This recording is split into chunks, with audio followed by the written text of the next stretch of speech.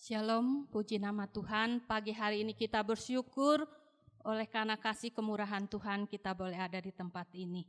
Mari sama-sama kita bangkit berdiri, kita mau siapkan hati dan pikiran kita untuk memuji menyembah Tuhan. Kita mau angkat pujian kita, ku ada sebab karena anugerah-Mu.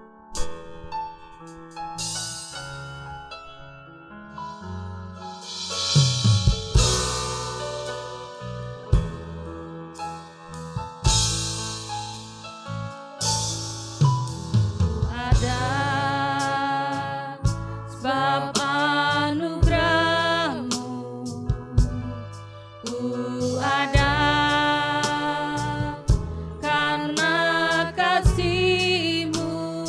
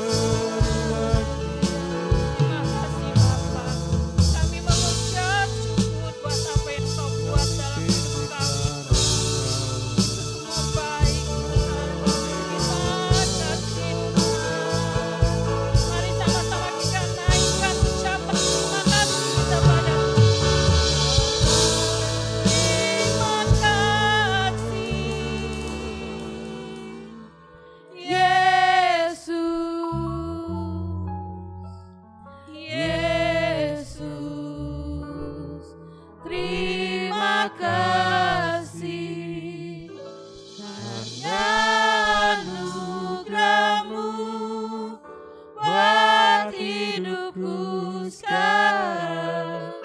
Ku kan memuji-Mu selamanya. Terima kasih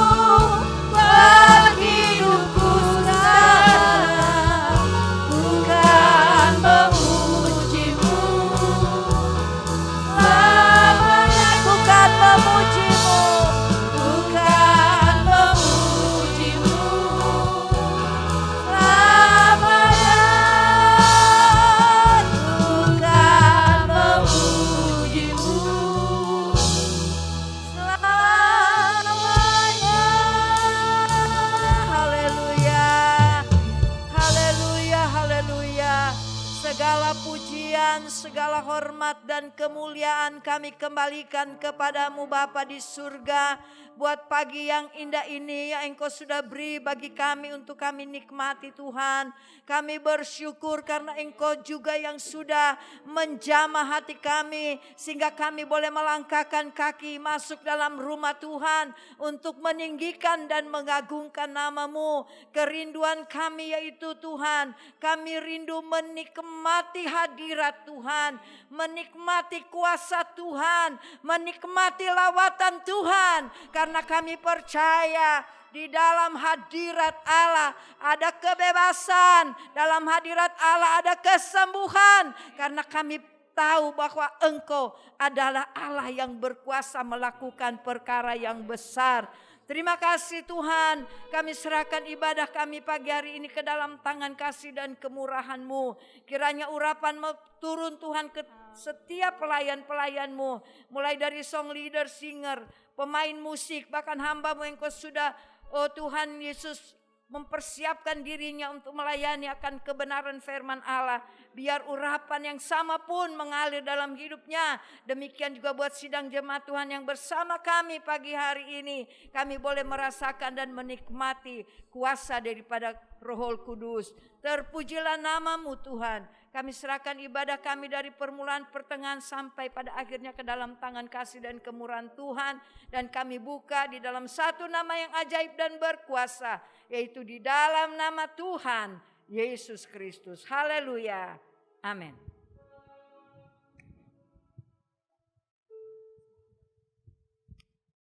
Puji nama Tuhan, pagi hari ini mari kita mau satukan hati kita. Kita mau memuji, memuliakan nama Tuhan. Kita angkat satu pujian kita, satukanlah roh kami ya Tuhan.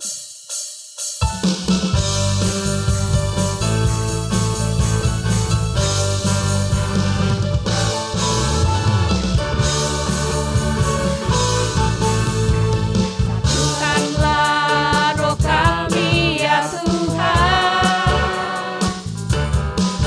Bergandeng tangan kami semuanya. Dalam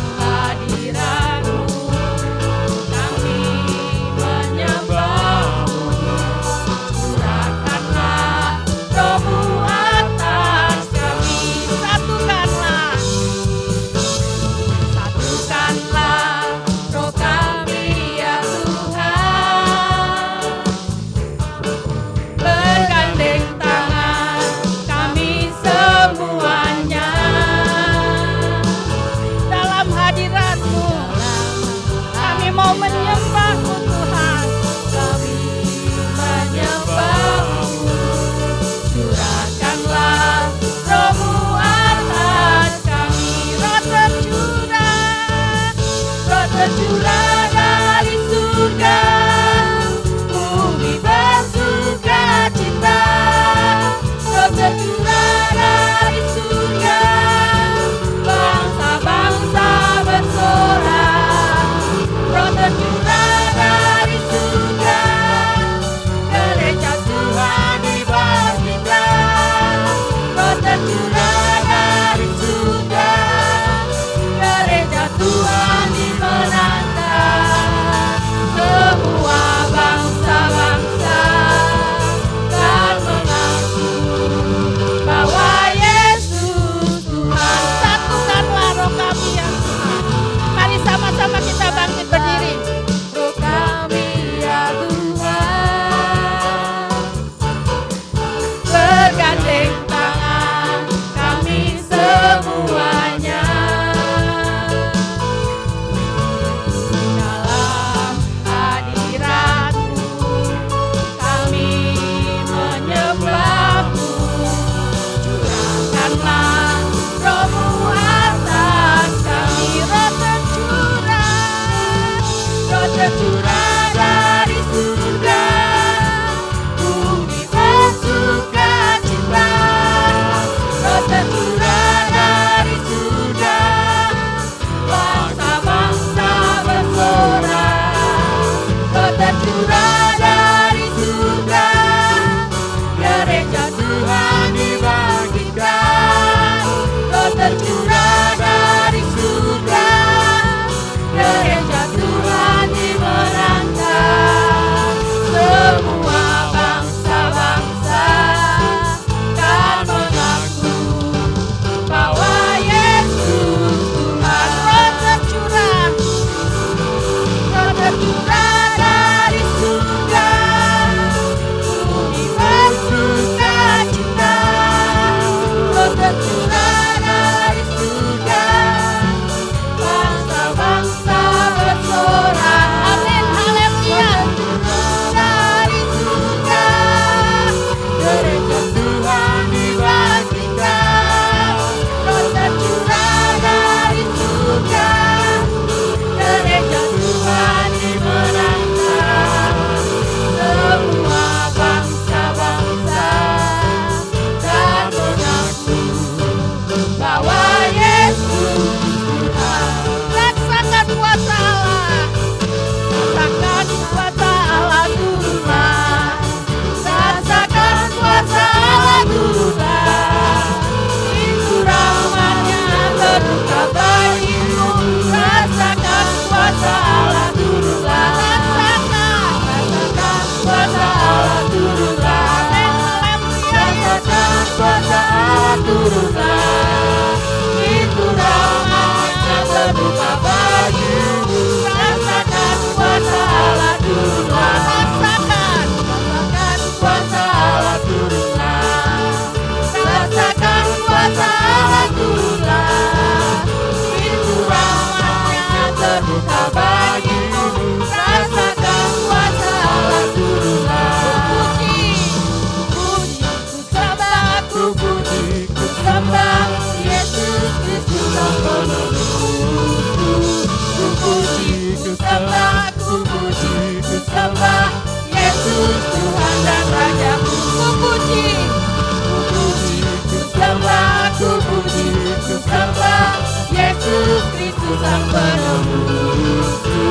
Ku puji, ku sembah, ku puji, ku sembah Yesus Tuhan dan Rajaku. Haleluya, haleluya, amin, haleluya, amin, haleluya, amin, haleluya, amin, haleluya, haleluya,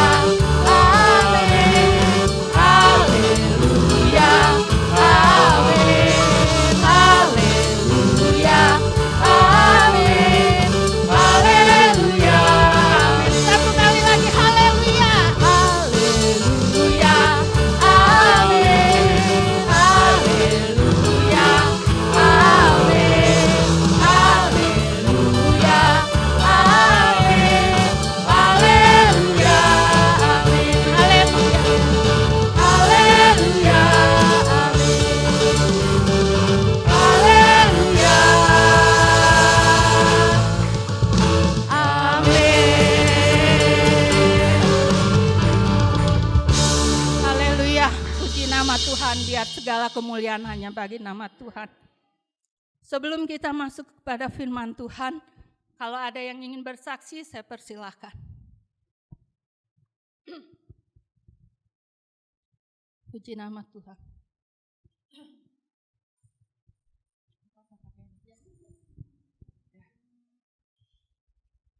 Selamat pagi semuanya, Bapak, Ibu.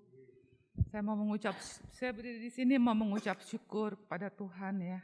Tuhan Yesus baik, luar biasa, tempat sandaran dan perlindungan yang benar-benar dapat dibuktikan, dan juga Tuhan nyatakan kehadirannya, terutama kemarin setelah mama saya dipanggil Tuhan, proses dari awal sampai akhir boleh berjalan dengan lancar. Tuhan juga mengadakan, menyediakan dan mencukupi semuanya yang kami perlukan dan dibutuhkan. Ya, di situ saya bisa melihat, dan sebelumnya saya berdoa, Tuhan campur tangan dari awal sampai akhir. Tuhan yang mengadakan, menyediakan, Tuhan yang mencukupi, karena saya nggak tahu ada perlu kebutuhan apa, makan dan minum dan segala macam, tapi semuanya Tuhan tutupi, Tuhan adakan dan Tuhan sediakan, dan Tuhan malah mencukupinya, bahkan Tuhan melebihkannya. Terima kasih, di sini saya berdiri, Tuhan begitu baik ya. Tidak sia-sia kita bersandar, berharap dan percaya kepada Tuhan, gunung batu kita ya.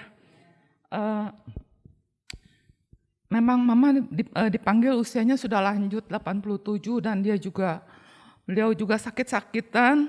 Terakhir juga mama udah bilang dia hanya ingin mati, mama mau mati katanya.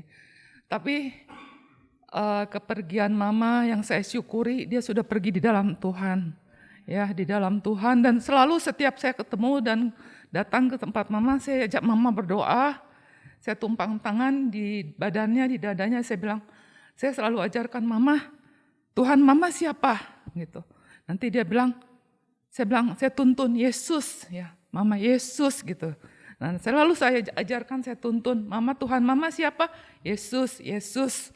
Terus saya juga ajak doa, saya dengerin lagu-lagu puji-pujian, sampai dengan akhirnya saya selalu tidak bisa mendampingi di sana, tapi adik-adik saya selalu saya tuntun, mereka semua Katolik. Jadi agak berbeda dengan kita. Jadi tapi saya selalu bimbing, setelin lagu pujian, doain terus mama. Ajarin, selalu bimbing mama, tuntun mama, saya bilang gitu. Tapi setiap saya berdoa, datang ke Tangerang, saya ajak berdoa semua, saya kumpul di kamar, saya selalu ajak mereka semua doa dalam yang seperti saya imani gitu. Dan saat ini saya percaya mama sudah ada di dalam Tuhan. Beliau pergi dengan lancar, juga semuanya dimudahkan, itu semua pertolongan dari Tuhan. Terima kasih Tuhan Yesus, terima kasih juga untuk Bapak Gembala, Mbak Gideon, Tante, semuanya sudah hadir ke Tangerang, walaupun jauh, saya sangat menghargai semuanya itu. Terima kasih Tuhan, terima kasih. Puji nama Tuhan, kita bersyukur kita memiliki Allah yang setia, Dia yang selalu mengerti apa yang menjadi kebutuhan kita. Kalau ada yang ingin bersaksi lagi, saya persilakan. Ya, puji Tuhan. Salam, selamat pagi, selamat bertemu dalam kasih Yesus Kristus. Saya mau mengucap syukur aja pada pagi hari ini, karena pertolongan Tuhan yang saya rasakan di dalam kehidupan saya sungguh baik dan teramat baik ya. Puji Tuhan, saya tanggal 20 Juni kemarin saya tepar masuk lagi PMI, kena lambung ya. Aduh, saya udah gak kuat. Kayak mau pingsan gitu, saya udah gak, dada nyesek apa sebelah, waduh jangan jantung ini lagi, aku bilang pinggang sakit, waduh jangan ginjal. Karena saya trauma, karena suami kan gagal ginjal. Jadi kau trauma, sebelah mama yang kuat, mama yang, saya bilang Tuhan tolong. Anak-anak saya udah pada nangis, saya bilang aku bapak udah nggak ada, tinggal punya mama. Saya bilang Tuhan pasti tolong, percaya aja. Mama mau dibawa ke rumah sakit mana, aku di mana aja yang diterimanya. Lalu dibawa ke PMI, aku dilarikan IGD. Ya puji Tuhan prosesnya. Ya gampang, karena saya percaya itu kena campur tangan yang luar biasa. Tapi tetap di antigen dulu. Bu, dia bilang ibu nggak bisa pulang, harus dirawat. Aku bilang nggak apa-apa, dirawat ya dirawat. Karena aku udah nggak tahan, lemes banget. Ya karena dicek semua, jantung, torak semua. Puji Tuhan ya hasilnya baik. Terakhir dokternya curiga, dia bilang bu, jangan-jangan di batu empedunya ada batu. Aduh Tuhan, tolong saya percaya, saya serahkan. Tapi puji Tuhan setelah 2 USG, ya hasilnya pun baik. Cuman lambung saya itu radang. Dia bilang, bu mungkin ibu salah makan, tapi aku makan apa ya dok? Mungkin pikiran ya, namanya orang hidup mah pikiran pasti ada lah dok. Saya bilang gitu, nggak mungkin dong nggak ada pikiran. Aku bilang, ya puji Tuhan, ya berjalan. Ya itulah Tuhan yang luar biasa. Aku kan masuk BPJS kelas 1, bu kelas 1-nya penuh itu ya ini yang ngurus. Harus turun ke kelas 2, bilangin, Pak mama saya kan perlu istirahat, masa harus kelas 2? Nakin dong, dia bilang. Oh ya udah, nggak apa-apa, tapi titip, ya nggak apa-apa. Ya puji Tuhan, Tuhan kasih tempat saya itu ya nyaman lah di VIP apa bahasanya. Bu, tapi nanti kalau kelas 10 pindah ya, iya nggak apa-apa. Sampai aku pun pulang, saya nggak dipindahkan. Karena itu saya percaya karena Tuhan yang tolong ya.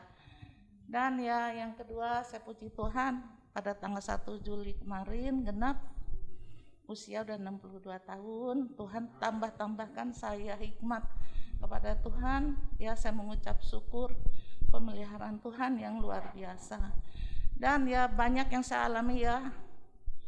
Ya saya juga terima kasih kepada Bapak dan Ibu Gembala, ya seluruh sidang jemaat yang sudah mendukung dalam doa. Saya percaya karena doa itu kuasanya luar biasa ya. Dan yang Bapak Ibu Gembala sudah membesuk saya serta kaum wanita, saya mengucapkan banyak-banyak terima kasih. Saya tidak bisa membalas kebaikan hanya Tuhan Yesus. Ya, saudara-saudara mungkin tahu tempat ini ya, pemilihan Tuhan yang luar biasa. Anak dipanggil Tuhan, suami sudah dipanggil Tuhan. Dan ya saya juga ya operasi memang udah lama, walaupun jalan saya tidak sempurna, tapi selalu mengucap syukur Tuhan, terima kasih. Walaupun saya tidak sempurna, tapi saya bisa jalan. Itulah selama 62 tahun pemeliharaan Tuhan yang luar biasa. Ya Tuhan tahu permasalahan saya, pergumulan saya, walaupun saya jatuh, tidak sampai tergeletak karena Tuhan selalu menopang di dalam kehidupan saya. Tuhan beri saya hikmat terus Tuhan. Tuhan beri saya penghiburan. Ya ada puji-pujian ya, firman-Mu pelita bagiku, kakiku apa ya itu ya. Saya selalu itu, Tuhan kuatkan aku. Tuhan beri saya hikmat terus. Tuhan tolong saya hanya bisa bersandar kepadamu Tuhan. Saya tidak punya siapa-apa, saya hanya punya Engkau ya Bapa. Terima kasih Tuhan, saya bilang terima kasih. Itu aja ya ucapan syukur saya.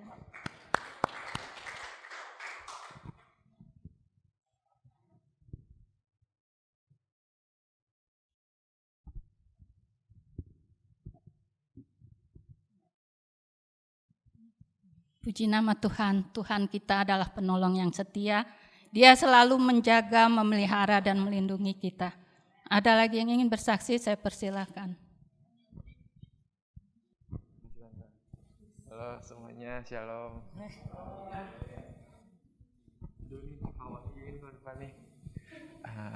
Sedikit cerita kejadian kenapa bisa jatuh. Ya, habis pulang makan kan, makannya jauh sih, mainnya di Depok. Nah, habis pulang dari Depok itu, di persimpangan Depok itu ada ibu-ibu sen kanan tapi belok kiri, itu kan nyebelin banget ya.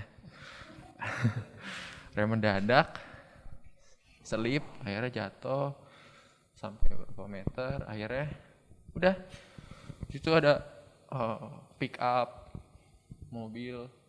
Ya puji Tuhannya nggak sampai ngelindes saya berarti kan. Nah puji Tuhan banget karena saya berpikir ya udahlah kalau Tuhan mau panggil aja gitu.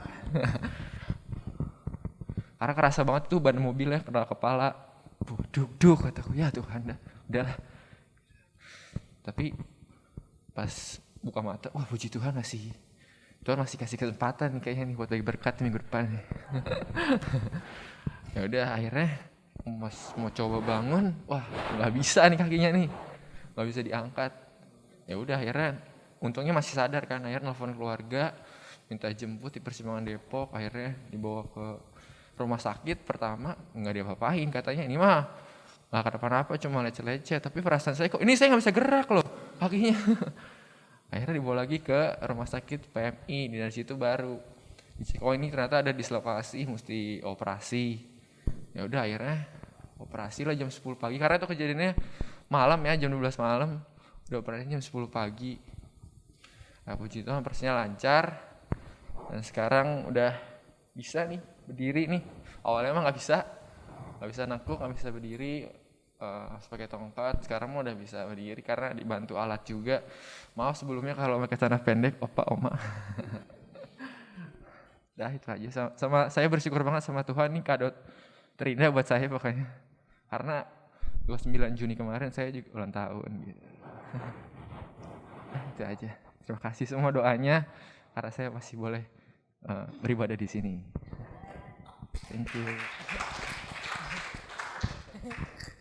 Puji nama Tuhan, kita boleh selalu bersyukur karena apapun yang terjadi, Tuhan punya rencana yang terbaik. Tuhan masih memberi kesempatan buat kita. Haleluya. Kita mau siapkan hati kita untuk mendengarkan akan firman Tuhan. Mari sama-sama kita bangkit berdiri. Kita mau angkat pujian, hatiku tenang berada dekatmu.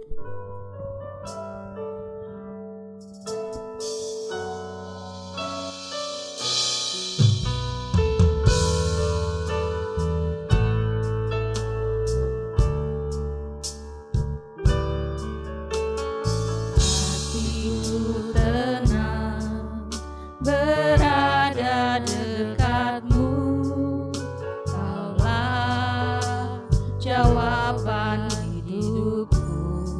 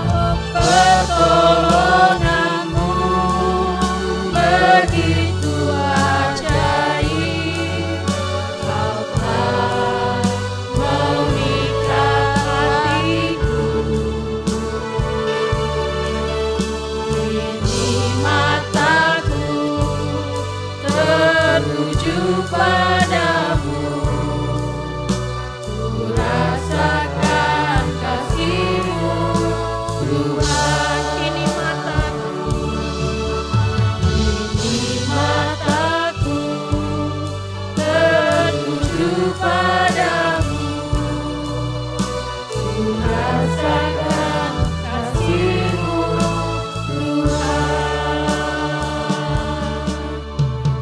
Ini mataku tertuju padamu, ku rasakan kasih-Mu Tuhan. Segala pujian, hormat, syukur hanya bagi nama-Mu Tuhan. Engkau Allah yang sungguh luar biasa Tuhan Yesus, yang layak kami sembah dan layak kami puji. Engkau Yesus Kristus Allah kami yang sungguh luar biasa. Engkau berkuasa Tuhan atas hidup kami Tuhan.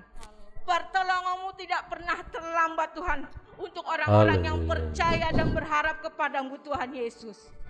Pagi hari ini Tuhan Yesus, kami datang dengan kerendahan hati kami Tuhan. Engkau Allah yang sungguh luar biasa dahsyat Tuhan. Amin. Kami menghampiri tahta-Mu yang kudus Tuhan. Haleluya. Berfirmanlah untuk kami Tuhan Yesus. Kami mau menyiapkan hati kami Tuhan. Biarlah tanah-tanah hati kami yang gembur ini Engkau isi dengan benih-benih firman-Mu Ya, yang luar biasa Tuhan. Sehingga menjadi kekuatan buat kami dan termatrai dalam hidup kami Tuhan Yesus. Terima kasih buat segalanya Tuhan. Buat pagi hari yang cerah ini Tuhan Yesus. Berkati hamba-Mu yang sudah memberikan kami Tuhan puji-pujian yang indah Tuhan. Ya, Kiranya itu menjadi dupa yang harum Tuhan Yesus. Berkati dalam rumah tangganya, pelayanannya Tuhan. Yang mengambil bagian di dalam pelayanan hari ini Tuhan, berkati Tuhan. Dan menyaksikan kebaikan-Mu Tuhan. Mereka yang sudah memberitakan Engkau sungguh Allah yang luar biasa. Karena kami tahu Engkau memang sungguh luar biasa Yesus. Terima kasih buat segalanya Tuhan. Terima kasih buat kasih dan setia-Mu Tuhan Yesus, yang tidak pernah terlambat untuk kami Tuhan Yesus. Sebentar kami akan menyiapkan hati kami Tuhan Yesus. Berfirmanlah Tuhan, hamba-Mu yang sedang Kau siapkan, tutup bungkus dengan kuat kuasa Roh Kudus-Mu. Dan biarlah haleluya. firman-Mu yang sedang Kau tabur itu, biarlah menjadi kekuatan buat kami Tuhan Yesus. Terima kasih Tuhan, kami siap untuk mendengarkan firman-Mu hanya di dalam nama Yesus. Haleluya Tuhan. Amin. Saya serahkan kepada Bapak Gembala.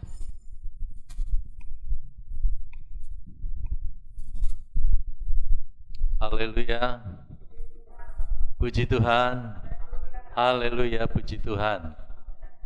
Ya, kita bersyukur buat pagi hari ini karena Tuhan memberikan kesempatan, dan kesempatan itu saudara bisa manfaatkan untuk datang beribadah kepada Tuhan. Yang lain juga dikasih kesempatan, cuma yang lain tidak ambil. Berbahagialah orang yang datang kepada Tuhan, berbahagialah orang yang mendengar firman Tuhan, dan berbahagialah orang yang melakukan firman Tuhan. Pagi hari ini kita siapkan hati untuk kita diberkati lewat firman Tuhan yang sebentar akan dilayani oleh Bapak Pendeta Gideon Philip dari, saya nggak tahu nama GPDI-nya apa, tapi Perajekan Bondowoso, Jawa Timur. Ya. Tuhan memberkati, saya persilakan.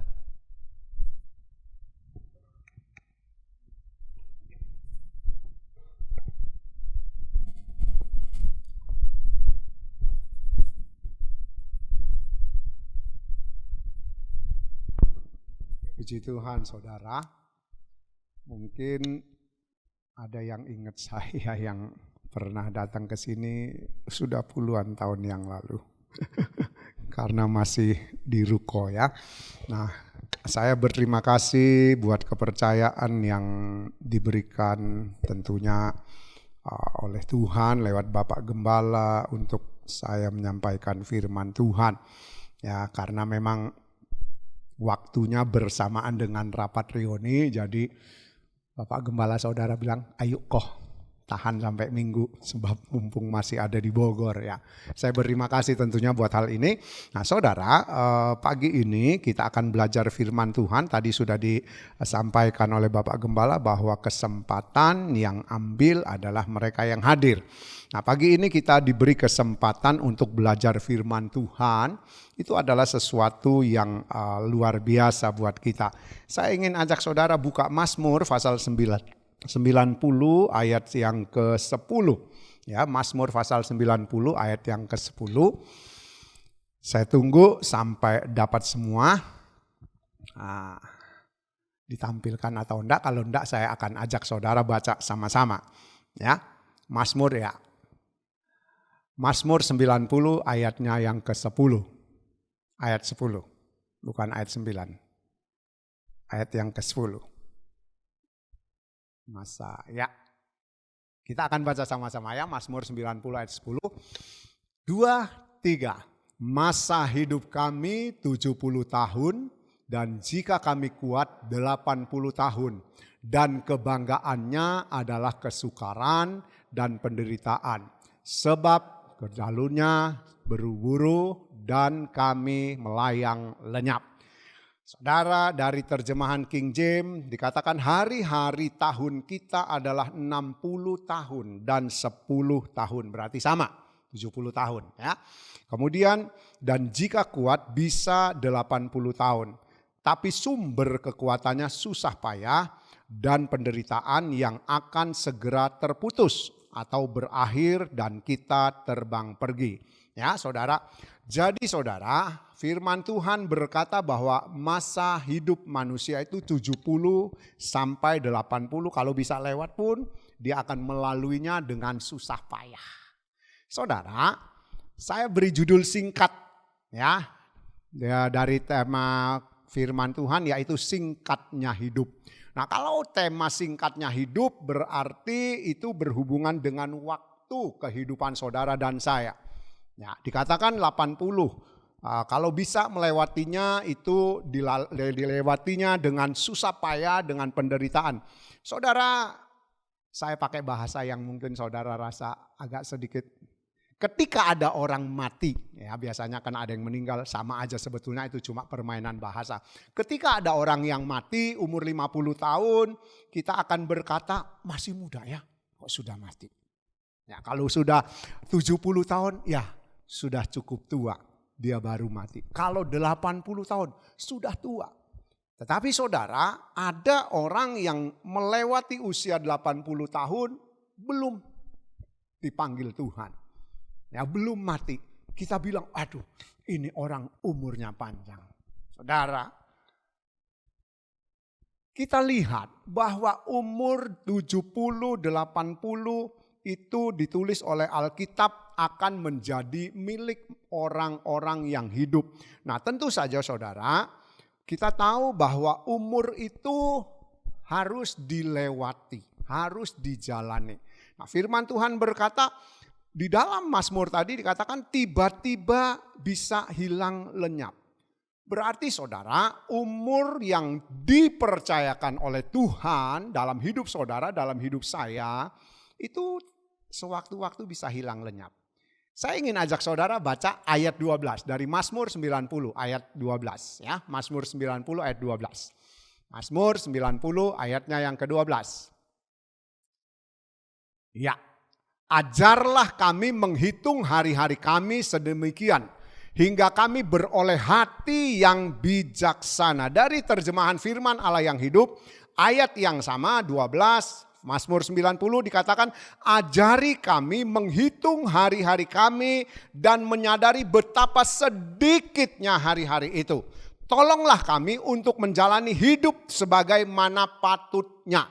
Saudara, ketika kita melihat seseorang berumur lebih dari 80 tahun, apalagi orang itu masih kuat, masih sehat, masih gagah, kita bilang ini orang umur panjang. Mertua saya, saudara, mami istri saya umur 97 tahun ini. Memang sudah mulai agak pikun, tapi masih kuat. Jalan saudara masih kuat. Ya.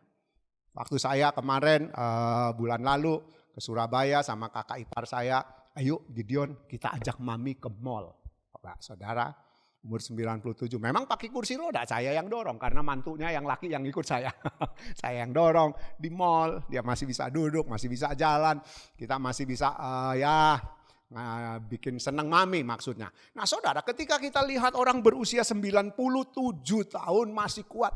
Saudara, hampir rata-rata orang yang ketemu, kenalan dari keluarga, mereka bilang, mami masih sehat. Mami masih kuat. Mereka heran. Atau mereka merasa kagum. Kenapa? Karena sedikit orang yang usianya mencapai segitu, betul? Ya. Nah saudara, di dalam Mazmur pasal 90 ayat 12 tadi dikatakan bahwa sebetulnya kalau kita menyadari dari terjemahan firman Allah yang hidup, kami menghitung hari-hari kami dan menyadari betapa sedikitnya hari-hari itu. Umur 97 belum berangkat, belum dipanggil Tuhan, kita bisa bilang orang umur panjang. Ini orang usianya lanjut. Tapi saudara, firman Tuhan berkata bahwa hari-hari yang dilewati itu, kalau kita sadar betapa sedikitnya hari-hari yang saudara dan saya lewati. Ya, bila dibanding apa? Dengan kekekalan. Saudara, usia 97 tahun, bila dibanding dengan kekekalan, ketika kita dipanggil Tuhan, ketika seseorang mati, dia akan masuk kehidupan kekal. Cuma ada 2 tempat, tidak ada tempat lain, sorga atau neraka. Ingat ini, kehidupan kekal itu selama-lamanya. Jadi usia yang saudara dan saya jalani itu usia yang sangat singkat.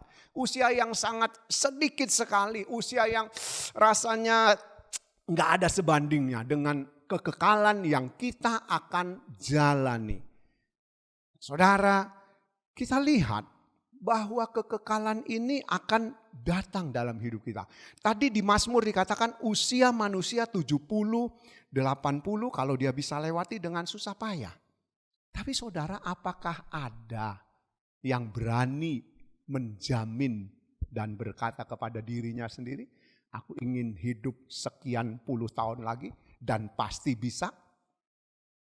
Ya saudara, kita harus sadar dari Alkitab tadi, dari Mazmur 90 dikatakan tiba-tiba lenyap. Tiba-tiba lenyap berarti saudara, memang umur itu antara 70, 80 bisa dilewati dengan susah payah. Kalau sehat ya sehatnya pun dengan susah payah ya. Harus berjuang, jaga makan, jaga pola hidup supaya kita tetap sehat. Ya kemarin kita ngobrol-ngobrol sama Bapak Gembala, memang umur Tuhan sepertinya 70-80 tahun. Tapi kita juga menentukan diri kita cepat mati apa enggak. Ya, dari pola makan kita, pola hidup kita. Kalau kita tidak jaga saudara, apa yang kita makan, apa yang kita jalani hidup ini, itu akan menumpuk. Dan firman bilang tabur tuai. Nah saudara, kita kembali ke firman Tuhan. Kalau Alkitab berkata begitu 70-80, tapi kan itu bukan jadi jaminan. Bukan jadi jaminan saudara pasti umurnya 80. Saya tahun ini 63. Ya. Apakah saya bisa lewati 70 tahun? Tanda tanya besar. Ya. Yang usianya mungkin baru 30, apakah mungkin bisa mencapai 70 tahun? Kan enggak. Ya. Jadi saudara, dengan kata lain kalau Alkitab berkata bisa berlalu atau hilang lenyap, artinya saudara, kemungkinan kita dipanggil Tuhan itu pasti. Ya. Kemungkinan kita bahasa umumnya meninggal atau mati itu pasti. Nah, jadi saudara, saya ingin kasih satu contoh. Ini dialami oleh jemaat. Ya. Ketika COVID berlangsung, bulan Desember ada satu jemaat yang kena COVID. Nah, saudara, usianya masih muda, sekarang mungkin baru 40-an. Nah saudara, dia sempat opnam di rumah sakit. Ya, gejala COVID kan macam-macam. Nah waktu hari ketiga, dia rasa sesak. Rasanya mau mati.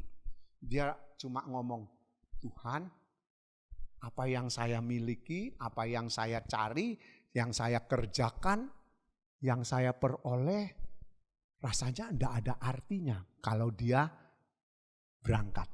Saudara, ketika seseorang ada di ujung maut, biasanya orang itu baru sadar. Iya ya, semua yang aku miliki, semua yang aku punya, aku peroleh, rasanya tidak ada apa-apanya kalau dipanggil Tuhan. Tapi saudara, setelah sehat, dia tidak setia ke gereja. Ini loh, ini gaya hidup manusia. Pada umumnya seperti itu.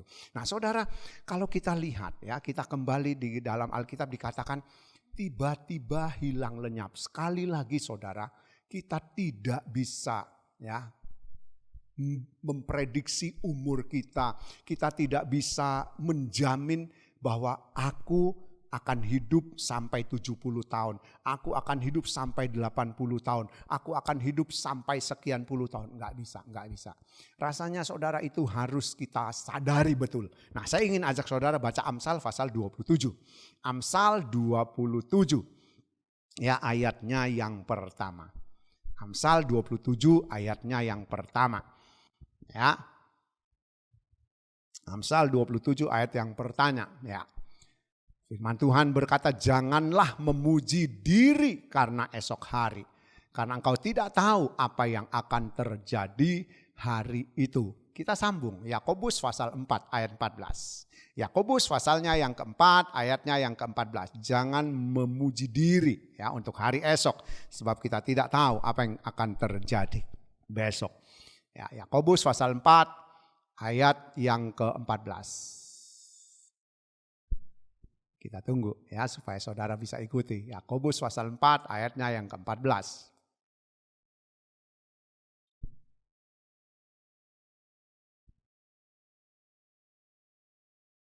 Enggak apa-apa. Yakobus pasal 4 ayatnya yang ke-14. Belum dapat, saya akan baca dari Alkitab ya. Ayat yang ke-14 Yakobus pasal yang ke-4. Dia katakan, sedang kamu tidak tahu apa yang akan terjadi besok. Apakah arti hidupmu? Hidupmu itu sama seperti uap yang sebentar saja kelihatan lalu lenyap. Amsal tadi katakan, ya janganlah engkau memuji dirimu untuk hari esok atau menyombongkan dirimu untuk hari esok bahwa engkau tidak tahu apa yang akan terjadi. Di dalam Yakobus sama ya, dikatakan sedang kamu tidak tahu apa yang akan terjadi besok. Apakah arti hidupmu? Hidupmu itu sama seperti uap yang sebentar saja kelihatan lalu lenyap. Saudara, kalau kita gabung dengan Mazmur pasal 90 tadi dikatakan bahwa hidup kita bisa hilang lenyap sewaktu-waktu. Yakobus katakan hidup kita ini digambarkan seperti uap. Wanita-wanita yang suka di dapur, pria juga mungkin kalau pas suka di dapur. Nah, ketika kita masak sesuatu kita tutup dengan panci, lalu kita buka, ada asap yang keluar. Pus, kita cari, hilang. Nggak ada kan? Itu loh. Hidup itu seperti itu. Dan kemungkinan kita alami. Kemungkinan kita alami. Jadi saudara, sekali lagi jangan kita berpikir karena aku masih kuat. Aku masih sehat. Aku masih ini. Saudara, saya ingin cerita. Ini kisah terjadi ya. Ini kisah terjadi. Belum terlalu lama kita kenal salah seorang dari Situbondo ya. Namanya Meling, suaminya namanya Hokli. Saudara, pada hari Rabu mereka anniversary pernikahannya. Yang ke-32 kalau tidak salah, yang ke-32. Nah, jadi saudara mereka ya pasti aja kalau namanya ulang tahun pernikahan, mereka undang keluarga, mereka undang kenalan, teman baik. Hari Rabu, saudara, malam mereka pesta, mereka bersukaria karena melewati 30 tahun usia pernikahan.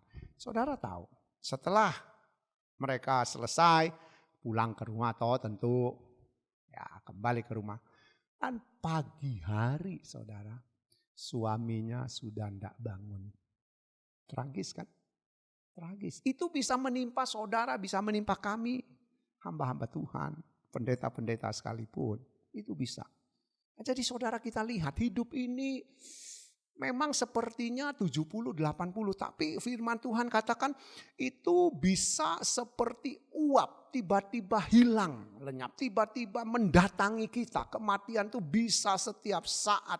Tadi maaf yang kecelakaan kan bilang, saya bersyukur ternyata saya masih ada. Saudara, kita nggak bisa menjamin hidup ini. Nah jadi kita ingin ya saudara supaya hidup yang singkat ini kita benar-benar bisa memanfaatkannya dengan baik. Saya ingin ajak saudara lihat contoh. Ya, Lukas pasalnya yang ke-12. Lukas pasal yang ke-12. Saudara, kita akan lihat contoh, ada contoh firman Tuhan yang bisa menjadi peringatan buat kita. Lukas pasal yang ke-12. Saudara, saya akan baca ayat yang ke-15 saja. Lukas 12 ayat 15 saja. Ya, saudara, itu satu kisah atau satu cerita tentang orang kaya. Dan orang kaya itu ditulis di dalam Lukas pasal 12 itu orang kaya yang bodoh. Tapi saya akan ajak saudara lihat ayat 15. Katanya lagi kepada mereka, berjaga-jagalah dan waspadalah terhadap segala ketamakan. Sebab walaupun seseorang berlimpah-limpah hartanya, hidupnya tidaklah tergantung daripada kekayaannya. Saudara, saya ingin ajak saudara disingkatnya hidup yang Tuhan percayakan kepada kita. Saudara, kisah orang kaya yang bodoh ini, Tuhan Yesus berkata ada seorang kaya yang mempunyai tanah yang begitu luas dan satu kali dia panen raya. Ketika dia panen raya, dia berkata kepada jiwanya, kepada hidupnya, aku memperoleh hasil tanah yang begitu banyak. Lumbung atau gudang yang dia miliki sudah nggak mampu menyimpan hasil panennya.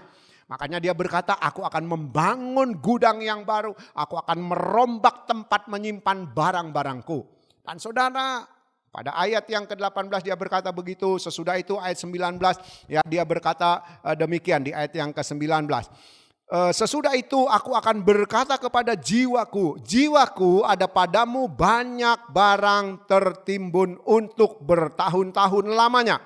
Beristirahatlah, makanlah, minumlah dan bersenang-senanglah. Saudara, kita lihat orang kaya ini ketika dia sudah berhasil membangun gedung untuk penyimpanan barang, untuk gudangnya yang baru. Lalu dia berkata kepada jiwa, hai jiwaku ada padamu banyak harta.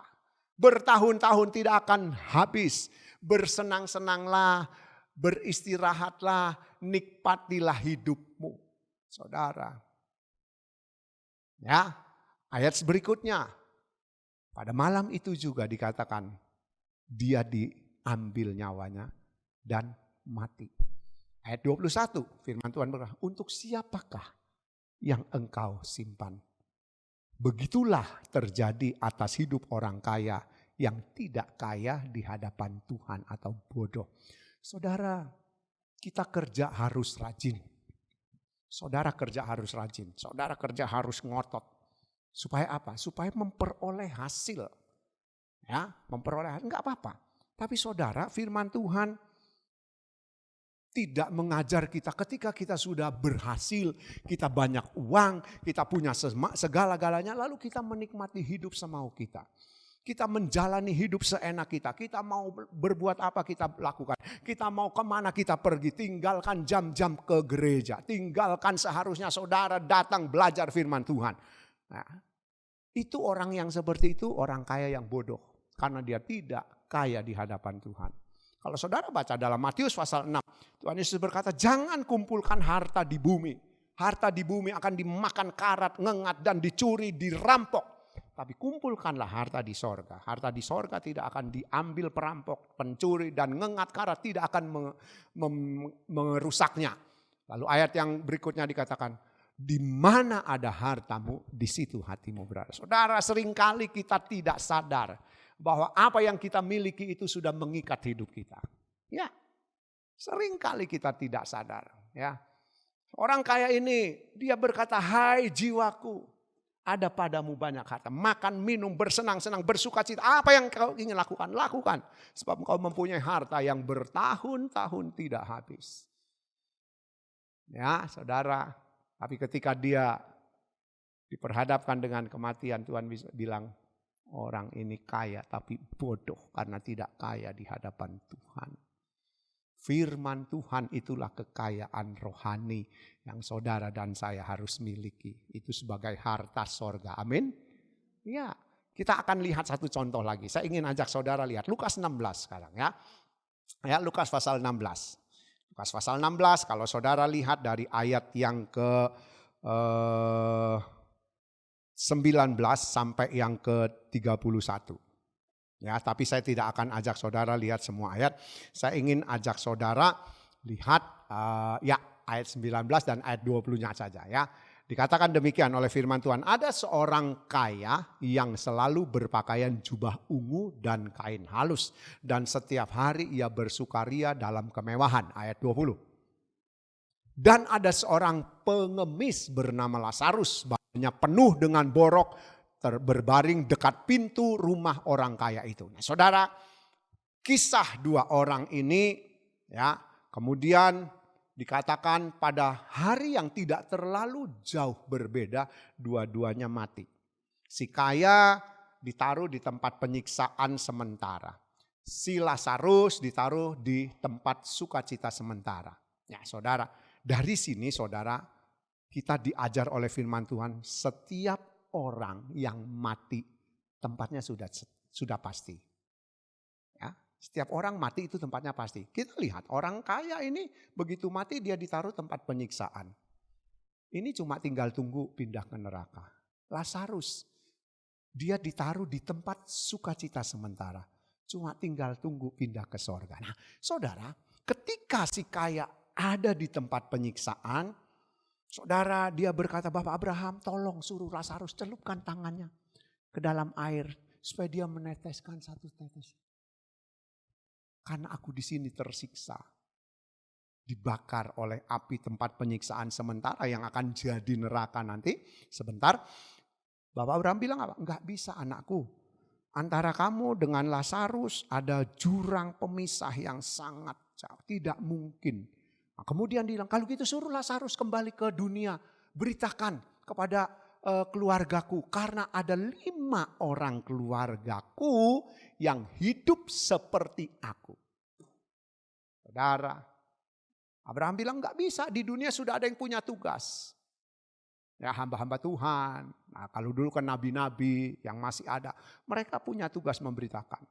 Jadi saudara, kita lihat si kaya ini ketika dia sadar, waktu dia hidup foya-foya, hidup seenaknya, hidup semaunya, mengikuti keinginan dunia, apa yang dia mau lakukan, dia lakukan. Waktu dia masuk ke tempat penyiksaan, baru dia menyesal. Jangan kita nyesal kalau kita sudah masuk ke tempat penyiksaan. Ya. Nah saudara, seringkali kita berpikir bahwa sesudah mati, selesai semua. Ada banyak orang mempunyai pemahaman yang salah. Hidup satu kali, wis pokoknya mau apa aja, silakan, kerjakan, lakukan. Saudara, terus ngomong mati urusan nanti. Kalau sudah mati beres semua. Siapa bilang kalau sudah mati beres? Ini loh orang kaya ini. Dia mati dia harus bertanggung jawab. Ya, 2 Korintus 5 ayat 10. Yuk kita baca 2 Korintus 5 ayatnya yang ke-10. Ya, coba kita lihat firman Tuhan.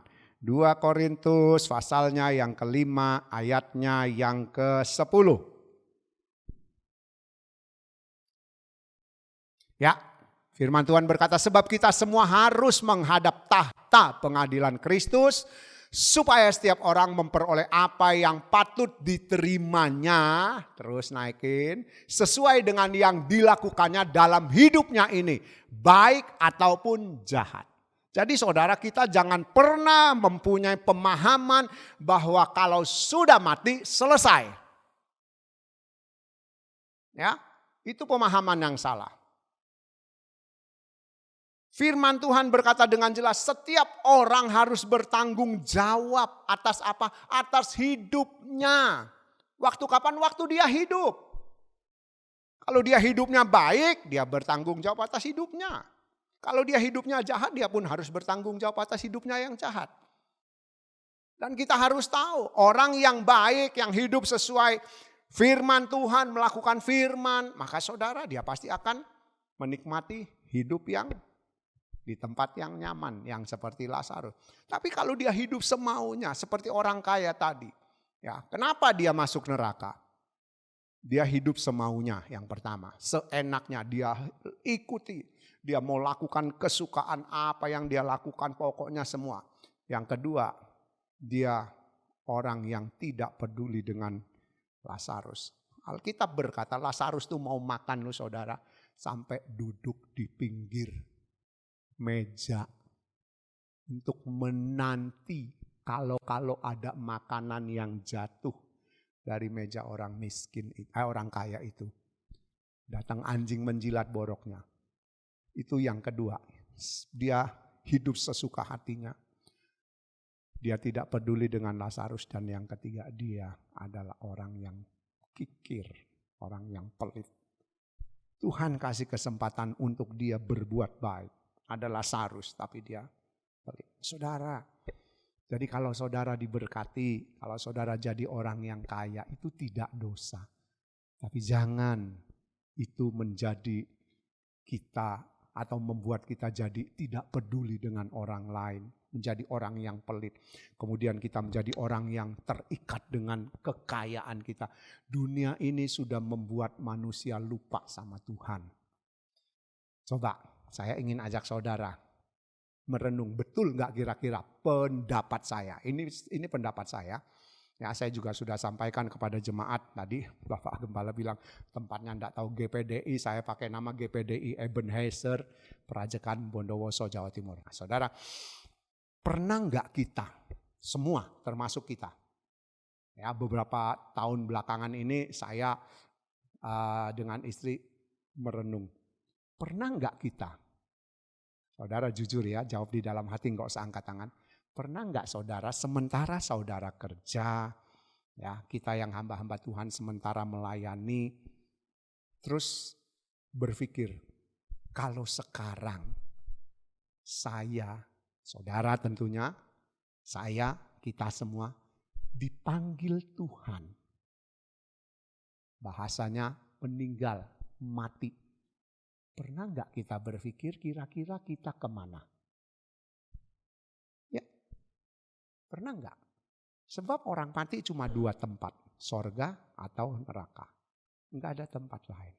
Nggak ada tempat lain, sorga atau neraka.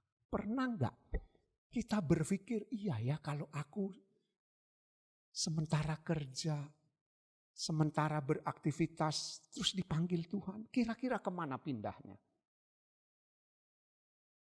Ya. Ini jadi perenungan, Yang celaka saudara, ketika kita dipanggil Tuhan, kita enggak siap. Kita belum siap. Siap dalam artian kita belum hidup seperti apa yang Tuhan mau kita hidup. Itu yang celaka.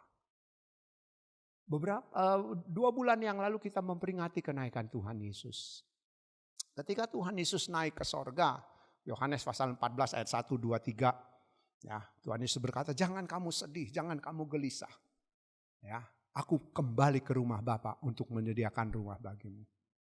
Ya, ayat 1, 2. Kemudian ayat yang ketiga firman Tuhan Yesus berkata, kalau rumah tempat tinggalmu sudah selesai, Tuhan Yesus berkata, aku akan kembali menjemput kamu semua. Dan aku akan membawa kamu tinggal di rumah Bapa, di mana aku berada. Saudara, kita semua ingin masuk sorga. Kita semua ingin tinggal di sorga. Tapi kalau kita mau ke sorga itu harus persiapan, saudara. Harus persiapan. Ya, yang anak-anak yang masuk sekolah, yang naik kelas aja persiapan kan. Harus beli bukunya. Ya apa ya? Kalau anak saudara kelas 2 naik ke kelas 3 harus beli buku kelas 3 pelajarannya.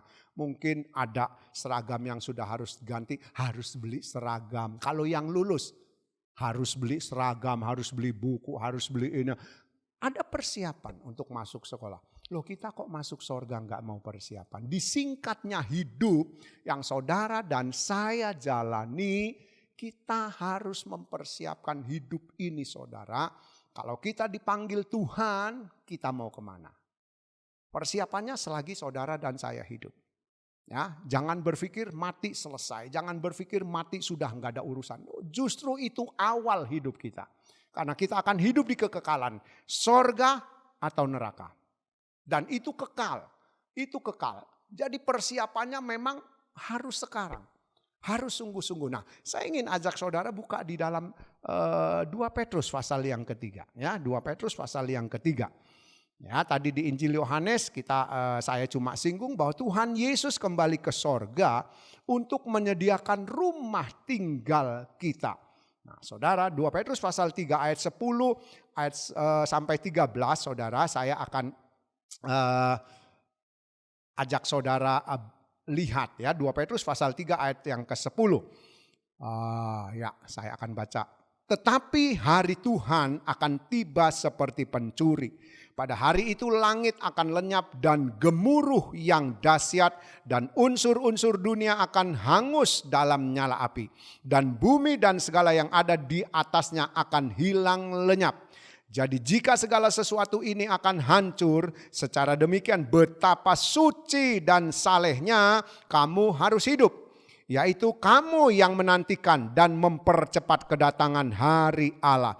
Pada hari itu langit akan binasa dalam api dan unsur-unsur dunia akan hancur karena nyalanya.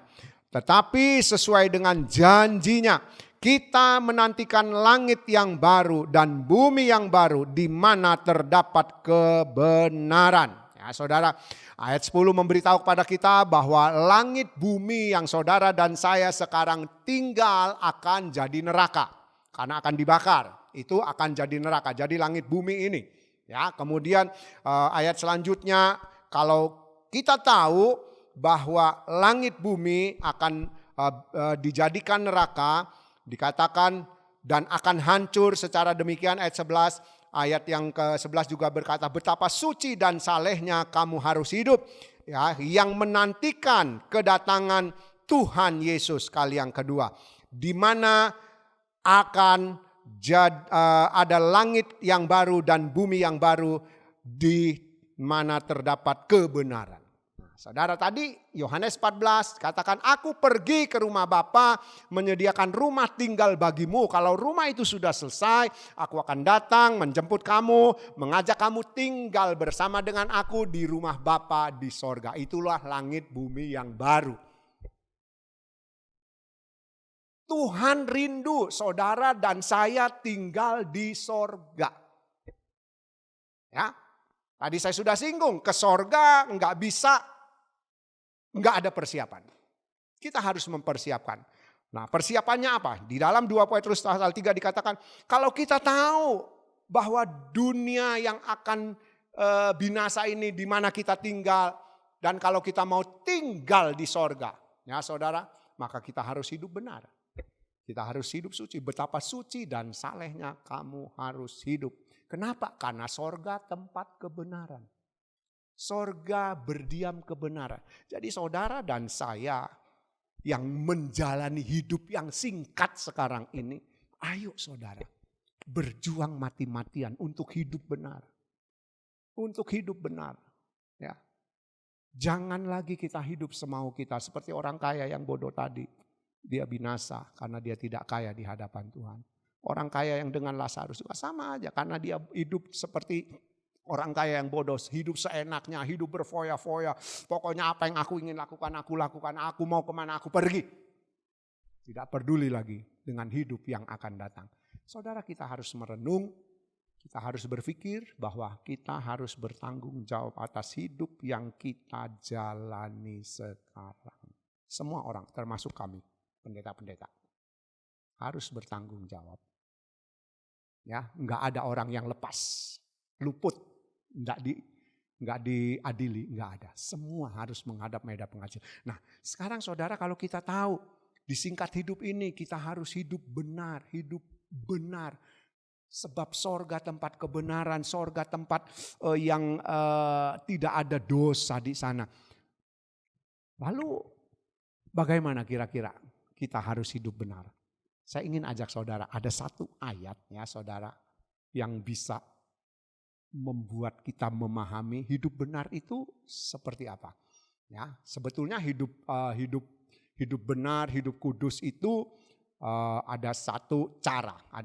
Saya ingat satu cara, saudara dan saya mau hidup benar, mau hidup kudus, gampang sekali caranya. Ya, ketika ada kesempatan, kita berbuat dosa, kita tidak melakukannya berarti saudara hidup benar. Betul? Saya punya kesempatan nyolong ini. Nyolong HP ini. Saya tidak melakukannya berarti saya hidup benar.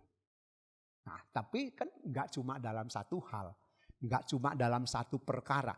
Hidup benar itu dikatakan oleh firman Tuhan dalam seluruh hidup. Seluruh hidup kita harus benar.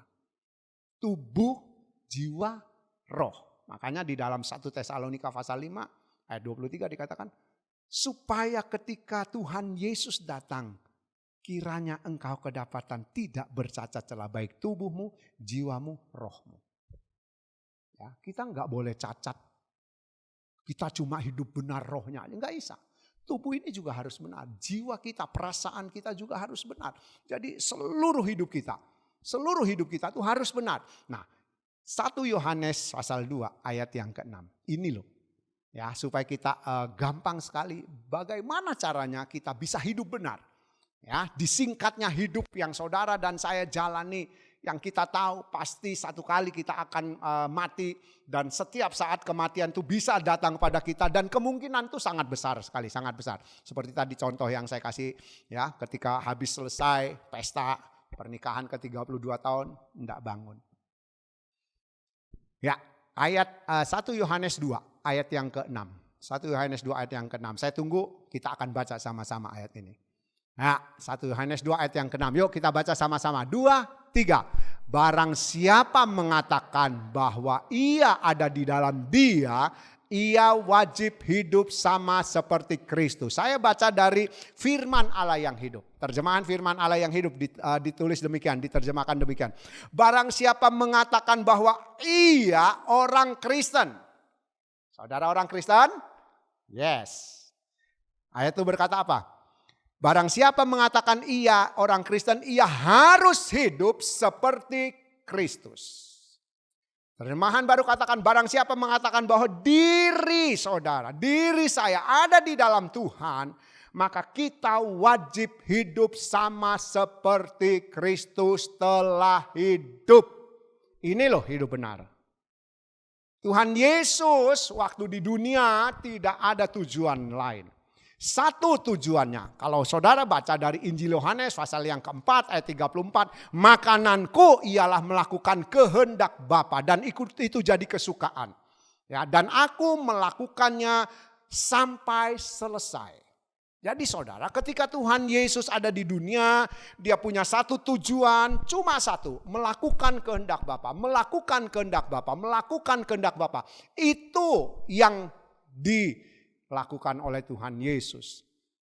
Dan itulah hidup benarnya Tuhan Yesus. Sampai kalau saudara baca di dalam Injil Yohanes, apa yang aku katakan itu yang diajarkan oleh Bapa yang aku ucapkan. Apa yang aku kerjakan itu yang diajar oleh Bapa yang aku kerjakan. Apa yang aku sampaikan itu yang disuruh oleh Bapa yang aku sampaikan. Sampai seperti itu saudara.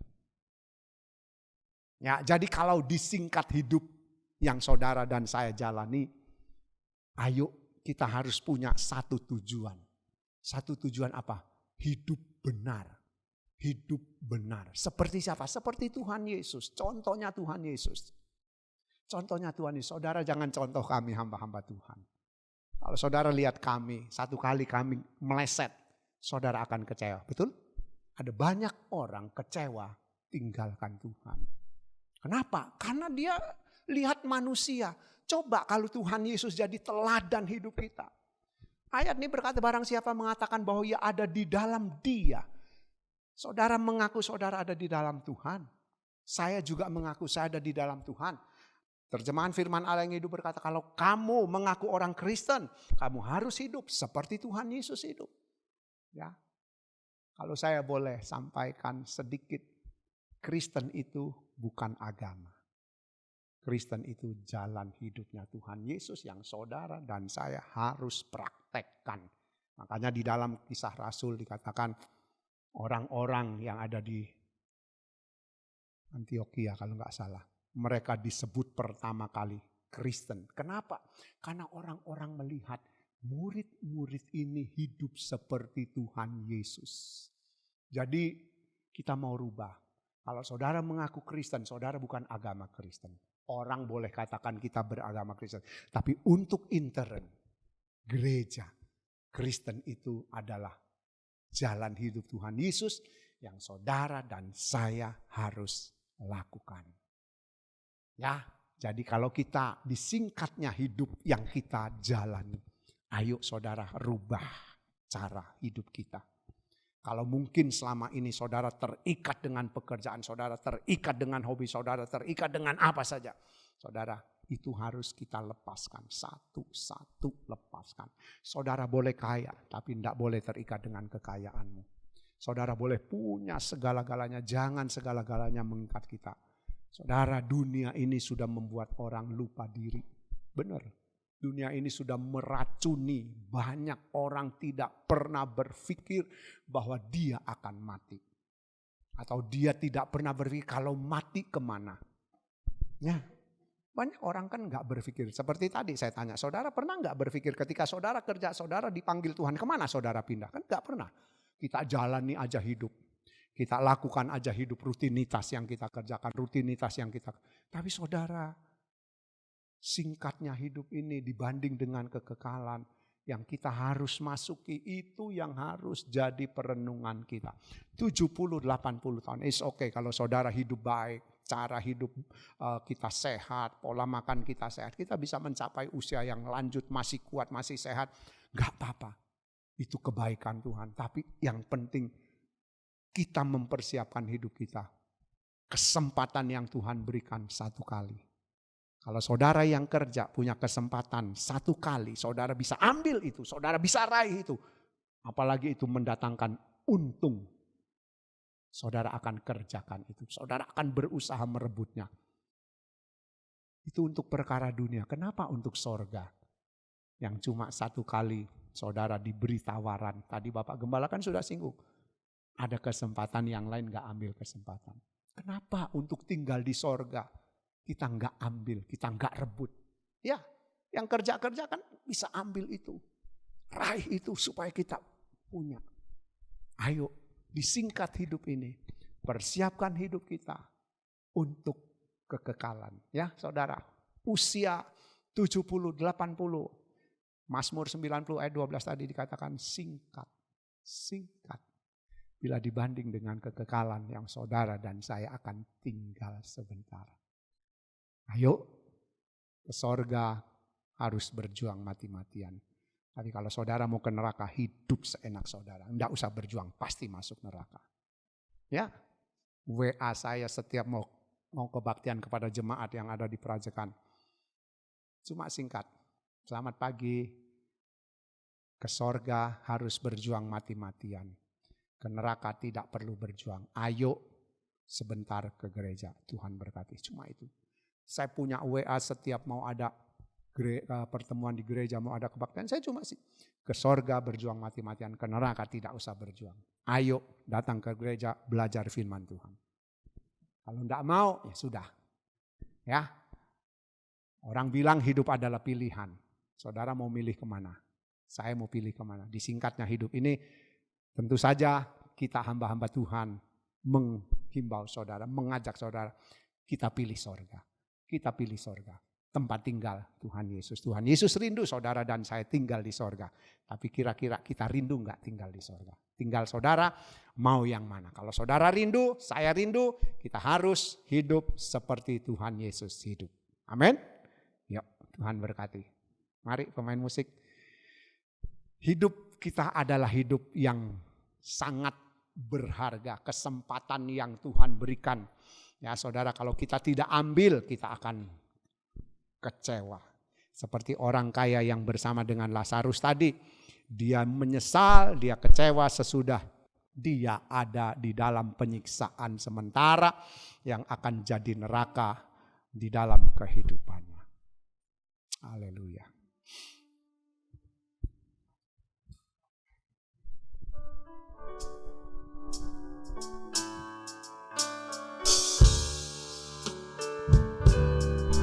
Hidup ini adalah kesempatan.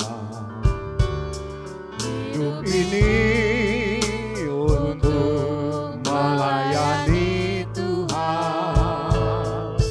Jangan sia-siakan hidup yang Tuhan beri. Hidup ini hanya sementara. Hidup ini adalah kesempatan. Hidup ini untuk melayani Tuhan. Jangan sia-siakan hidup yang Tuhan beri. Hidup ini hanya sementara. Oh Tuhan, pakailah hidupku selagi aku masih kuat. Bila saatnya nanti ku tak berdaya lagi, hidup ini sudah jadi berkat. Hidup ini adalah kesempatan. Amin. Hidup ini untuk melayani Tuhan. Jangan sia-siakan hidup yang Tuhan beri. Hidup ini hanya sementara. Hidup ini adalah kesempatan. Hidup ini adalah kesempatan. Hidup ini untuk melayani Tuhan. Jangan sia-siakan hidup yang Tuhan beri. Hidup ini hanya sementara. Oh Tuhan, pakailah hidupku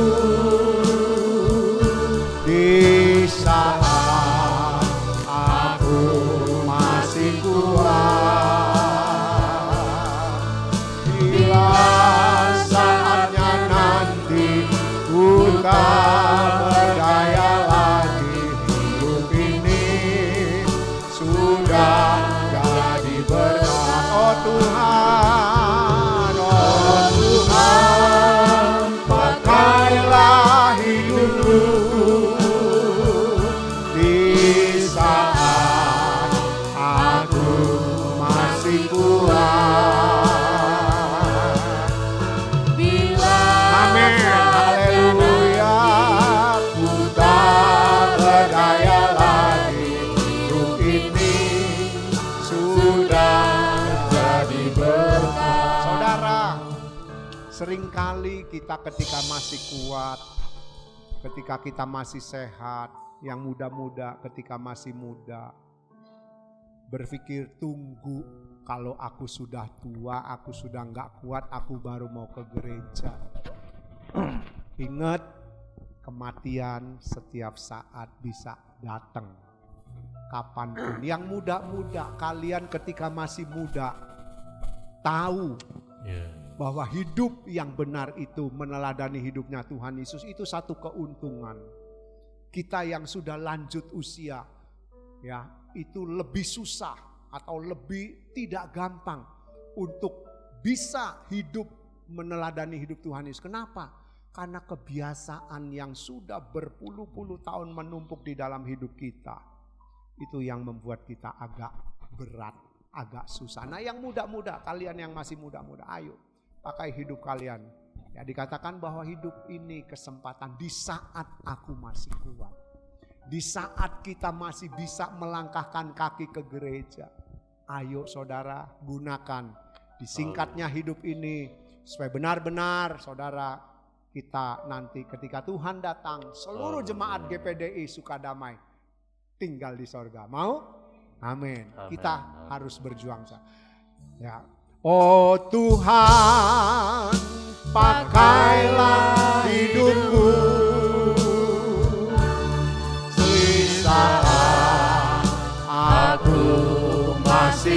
Tuhan. Amin, haleluya.